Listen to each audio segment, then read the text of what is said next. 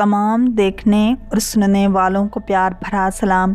इब्ने अबी हातिम ने सईद बिन जुबैर से नकल किया है कि तख्ते सुलेमानी पर 6 लाख कुर्सियाँ रखी होती थीं, जिस पर पहले मोमिन इंसान सवार होते थे और उनके पीछे मोमिन जिन्नात सवार होते थे। फिर परिंदों को हुक्म होता था कि इस पूरे तख्त पर साया कर लें ताकि सूरज की तपश से तकलीफ़ ना हो।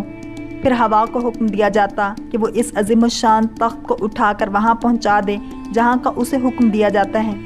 इलामा क़ुरतुबी रहमतुल्लाह अलैह ने ज़िक्र किया है कि 6 लाख कुर्सियाँ तख्त पर रखी जाती थीं। फिर मुरातब के एतबार से इंसान और जिन्नात सवार होते थे और सुबह के वक्त बैतुल मुक़द्दस से अस्तग़र का सफ़र करते थे और रात फिर वापस बैतुल मुक़द्दस में गुजारते थे। हज़रत सुलेमान अलैहिस्सलाम अल्लाह ताला के अज़ीमुल मर्तबत पैगम्बर गुज़रे हैं। आपको बनी इसराइल में मबूस किया गया और न सिर्फ पैगम्बरी अता की गई बल्कि दुनिया की अजीम बादशाहत और इल्म से भी नवाजा गया था। रवायात में आता है कि हज़रत सुलेमान के सामने अल्लाह ताला ने 3 ऑप्शन रखे थे कि वो जिस चीज़ को चाहें अपने लिए पसंद फरमा लें। आपके सामने बादशाहत, दौलत और इल्म रखा गया और आपने उसमें से इल्म को पसंद फरमाया। हज़रत सुलेमान अलैहिस्सलाम का इंतखाब बारगाह खुदाबंदी में मकबूल ठहरा और आपको बाकी 2 चीज़ें यानी बादशाहत और दौलत इल्म के इंतखाब पर दिए गए। आपकी हुक्मरानी न सिर्फ ज़मीन, जमादात, नबातात, हैवानात पर थी बल्कि जिन्नो इंस भी आपके ताबे थे, जबकि हवा भी आपके हुक्म के ताबे थी। आपका एक अज़ीमुश्शान तख्त था जिस पर बैठकर आप हवा के दोष पर दुनिया भर में जहाँ चाहें आते जाते और सफ़र किया करते थे। ये तख्त हवादिस ज़माना के बायस मतरूक और फिर ख़त्म हो गया। आपके वालिद हज़रत दाऊद अलैहिस्सलाम भी निहायत जलीलुल क़द्र पैगम्बर गुज़रे हैं और आपको भी अल्लाह ताला ने बादशाहत अता फरमाई थी। आपका भी एक निहायत कीमती तख्त ताऊस था जिसे तख्त दाऊद भी कहा जाता है।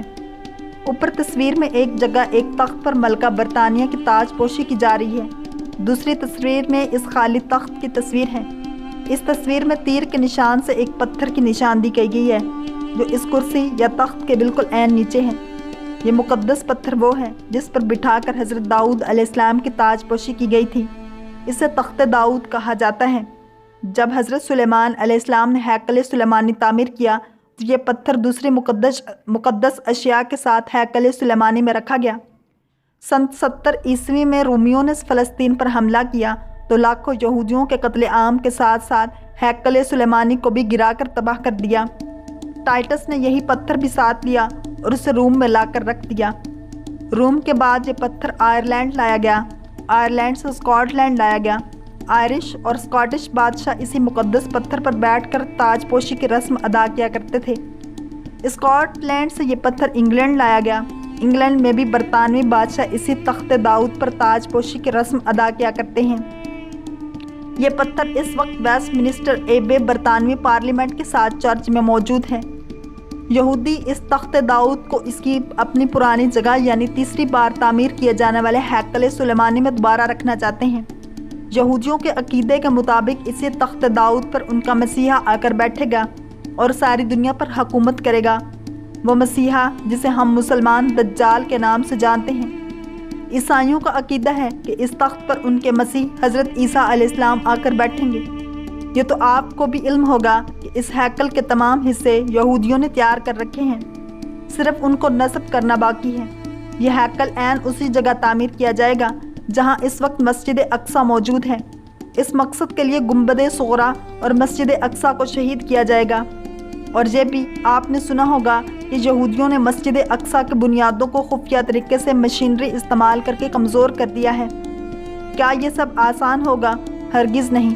जब मस्जिद अक्सा जो कि मुसलमानों का किबला अव्वल है गिराई जाएगी तो कमज़ोर और बिखरे हुए मुसलमान होने के बावजूद उठ खड़े होंगे। चाहे कोई सुन्नी हो, शिया हो, वहाबी हो या देवबंदी हो, अपने किबला अव्वल की शहादत को किसी सूरत बर्दाश्त नहीं करेंगे। इस मामले में आज भी तमाम मुसलमान मुत्तहिद हैं। नतीजे में आखिरी आलमी जंग शुरू होगी जिसके बारे में नबी करीम सल्लल्लाहु अलैहि वसल्लम की पेशगोइयाँ मौजूद हैं। वो इतनी खौफनाक जंग होगी कि हदीस पाक में है कि इस जंग में इतनी खून रेजी होगी कि ज़मीन लाशों से अट जाएगी।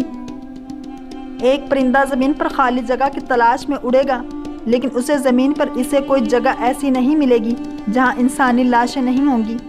हत्ता कि वो थक कर गिरेगा तो जहाँ गिरेगा वहाँ भी लाशों का ढेर होगा। یہ جنگ ہر صورت ہو کر رہے گی۔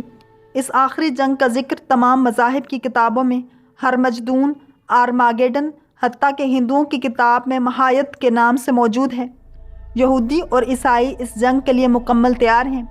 ان کی ایک نیٹو فوج پوری تیاری کی حالت میں ہے، جبکہ مسلمان ابھی تک اپنے مسئلوں میں الجھے ہوئے ہیں یا ان کی عیاشیوں، بدماشیوں اور فرقہ پرستیوں میں الجھا دیا گیا ہے۔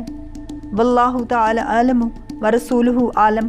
اگر آپ کو یہ ویڈیو پسند آئی ہے تو لائک، شیئر اور سبسکرائب کرنا مت بھولیے تاکہ ایسی ہی اسلامک انفارمیٹیو ویڈیوز آپ تک پہنچتی رہیں۔